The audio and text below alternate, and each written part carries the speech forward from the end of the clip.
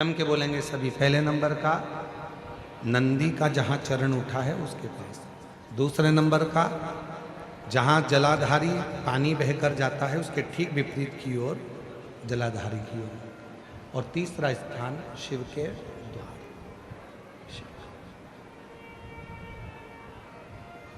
फल देता जैसे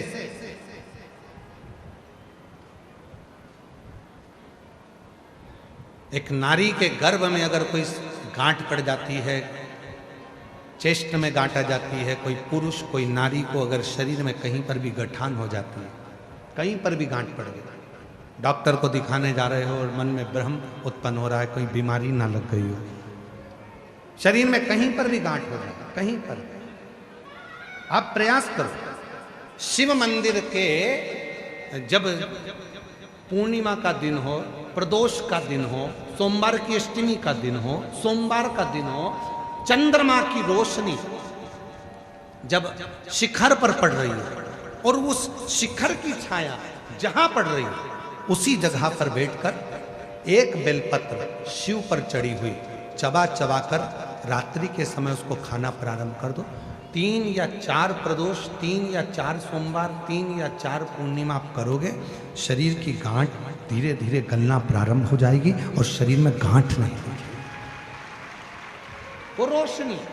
और इसका प्रताप यहां वर्णन किया गया है। देखिए शिव महापुराण की कथा में स्वयं नंदी जब भगवान शंकर के पूजन की तैयारी कर रहे थे और चंद्रदेव का आगमन हुआ, चंद्र को प्रणाम किया, चंद्रदेव के अंदर अभिमान आ गया कि मुझे प्रणाम कर रहा है, नमन कर रहा है। किसी किसी को लगता है प्रणाम करो तो उसको लगता है कि मुझे प्रणाम कर रहे हैं, मुझे जगह दी गई है, मुझे स्थान दिया गया है। ना, प्रणाम किया बड़े के नाते, सम्मान के नाते।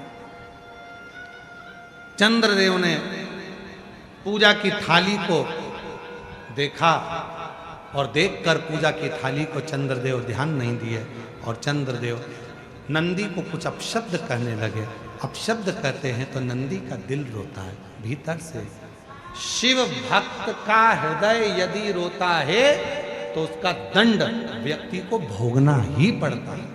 अब चंद्रदेव नंदी को अपशब्द कहकर चले गए, पूजा की थाली को लांग कर चले गए। अब चंद्र की स्थिति जो गई, चंद्रदेव अपने ससुराल में गए और दक्ष प्रजापति ने चंद्र को काया का रोग दे दिया। काया का रोग, शरीर में एक ऐसा रोग लग गया काया का कि वो छूटता नहीं, छूटता।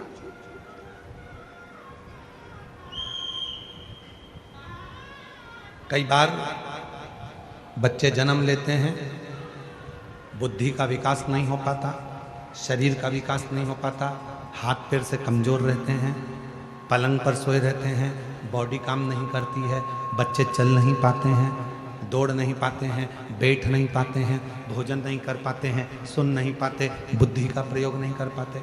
उनके लिए ये चंद्रशेखर शिव महापुराण की कथा कह रही है।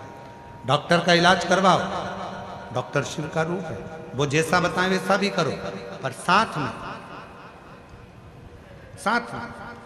एक चावल का दाना, एक सफेद दुर्वा, दूबा में ही बगीचे की दुर्वा जो लगती है उस दूब में ही एक सफेद दुर्वा भी लगती है, सफेद दुर्वा, एक चावल का दाना, एक सफेद दुर्वा और एक कनेर का फूल, ये तीनों शिव जी के मंदिर में प्रदोष के समय पर चढ़ाना प्रारंभ करिए। दुर्वा लेकर आ जाओ, चाने का जो चावल का दाना है वो लेकर आ जाओ, चावल के दाने को पीस लो, चावल के दाने को पीस लो और पीस के उसमें दूध का लेपन, थोड़ा सा 2 बूंद दूध का, गाय का दूध मिल जाए तो उसका लेपन कर कर बच्चे के हृदय पर त्रिपुंड उसी चावल के दाने के दूध का लेपन करें और जो दुर्वा लेकर आए हो उसको पीस कर जो उसको भोजन देते हो उस भोजन में मिलाकर उसको खिलाइए। धीरे धीरे बच्चे का आप देखेंगे कि वो खुद उठने का प्रयास करेगा, हाथ पैर चलने का प्रयास करेगा, बुद्धि काम करना प्रारंभ करेगी और बच्चा एकाग्र चित्त का होता चले जाएगा, विवेक का। कुछ प्रदोष कर देखिए, कुछ और ध्यान रखें, प्रैक्टिकल जरूर करें। प्रैक्टिकल का जमाना है, बिना प्रैक्टिकल के काम नहीं चलता। प्रयास आपको करना है। अपने कपड़े की बटन अपने को लगाना है, अपना भोजन अपने को करना है, अपनी खांसी अपने को खांसना है, अपनी छींक अपने को छींकना है, अपना सिर दुखे तो गोली भी अपने को खाना है। तो व्यवस्था भी आपको करना है, कर्म आपको।